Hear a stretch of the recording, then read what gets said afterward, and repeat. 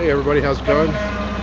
We're down here at Market and Montgomery Streets here in lovely downtown San Francisco to cover the first day of Code Pink's Occupy the War. We're glad to be down here with Code Pink. I haven't seen maybe one or two people that are down here so far, but I'm sure people will show up. It's still a bit early. I almost was late coming down here. I generally make a strong effort to be on time, so we're going to be looking around and we're going to see what's happening. Anyway, here's the offices of Dianne Feinstein's office.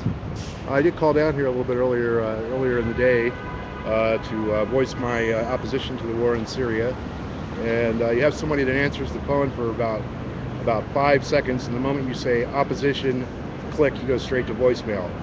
So we really don't know if anybody in the Dianne Feinstein's office is listening. And Senator Feinstein, if you're listening, the people in America don't want war with Syria. Latest polls I saw was 91%. What do we have to do to get you to stop your march to war, Feinstein? Right? We're going to have to, I guess, occupy your offices so you can't do business anymore.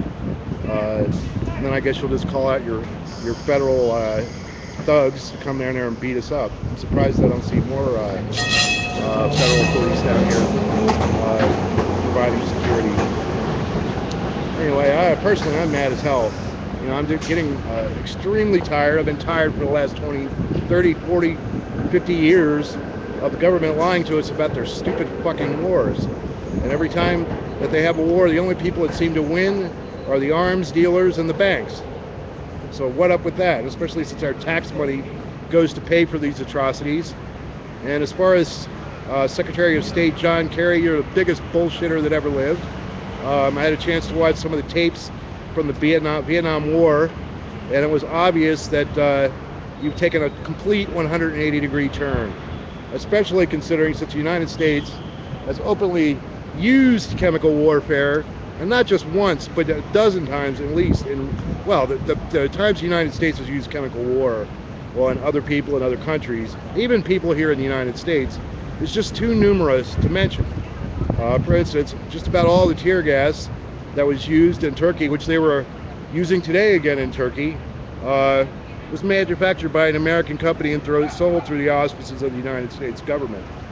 So, United States government, when you say stop chemical warfare, fuck you.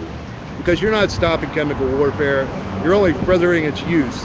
And every reason, John Kerry, that you give to say that we should be involved in another foreign adventure overseas, I say fuck you. And somebody needs to take you out of office, because you're just another fucking mouthpiece for the 1%. Alright, now that I've gotten the angry stuff aside, there's lots of people,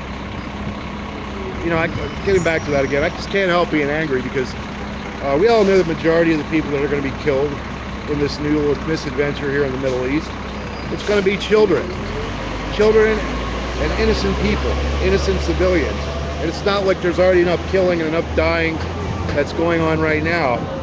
Little is to be said of most of the atrocities that are committed to the FSA in Syria.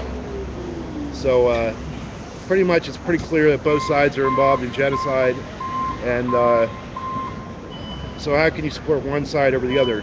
What is needed, and this is what is needed, is for the United States to take a stronger stand in getting the opposite sides to come to the negotiating table. So far there really hasn't been very much in the terms of negotiation. The UN is basically impotent, as they usually are. I don't even know why the fuck the United Nations exists, except to let one country, United States or Russia, veto any meaningful action that could happen to come out of the United Nations. And Secretary of State John Kerry, how come you're not involved in diplomatic means to bring people to the negotiating table? After all, you are the Secretary of State, you are the head of the State Department, you are supposed to be America's top diplomat. Quit sounding the drumbeat for war, because Americans are tired of it. We don't want to listen to your bullshit anymore. We're tired of you, Obama, and we're tired of your constant state of war that you've foisted on the American people. And I don't know why you're doing it. You're just costing yourselves votes.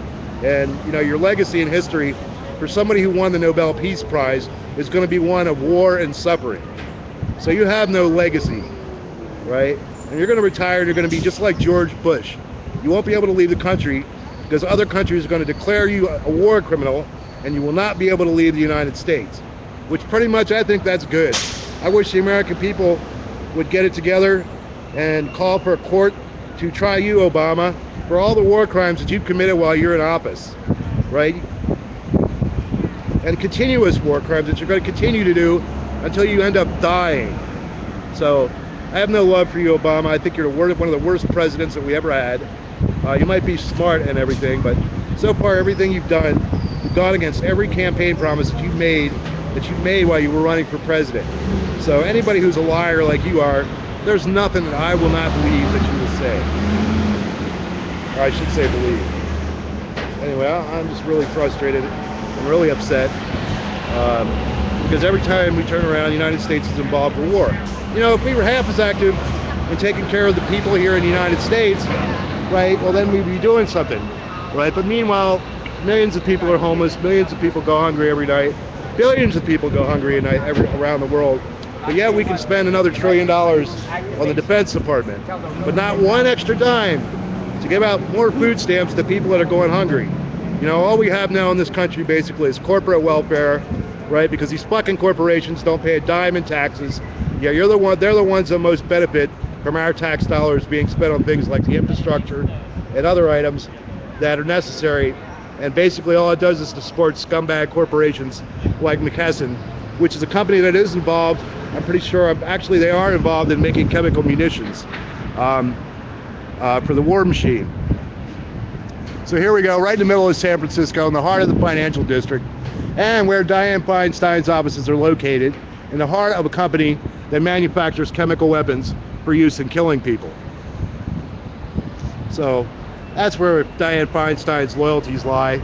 They lie with providing more corporate welfare for more corporate criminals so they can go ahead and kill people in other countries, and as well as use their chemical weapons on people here in the United States. So that's where I feel about it. And you know, I don't know what else to say for people out there that are watching. You know, what do we got to do to make these fucking assholes listen? Well, anyway, Code Pink decided that the best way to embark on it, Code Pink is an organization that I really support and love, and during the darkest days of the Iraq War, it was great to see them go ahead and confront President Bush and asking him all the hard questions that everybody else in America refuses to ask. You know, because you know, we live in a country where most of these people that walk up and down the sidewalk, you know, they could give a fuck about what's going on, except for when it's going to hit them in the pocketbook. And I bet you that if you ask any one of these people how they felt about the war in Syria, that most people wouldn't even know what the hell you're talking about. You know, that's the level of stupidity, ignorance, and sloth that we as American activists have to deal with in this society. Is that, to be honest, most people don't give a fuck about anything except themselves. So anyway, I'm in a rare mood today. You know, my anger is just unending.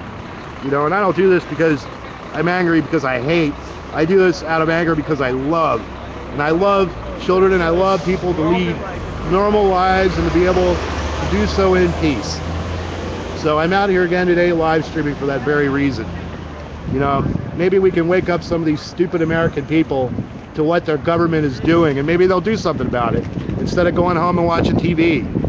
You know, because that seems to be the only thing that people are good about for the most part. You know, trying to wake up these slumbering Americans is a nearly impossible task. You know, and I've had it. So the only thing I could do is just to show up and do these live streams and try to do the best I can. You know, and I'm out, you know, organizing. You know, I organize. I literally have to work 24/7 to make anything happen, you know, most of the time.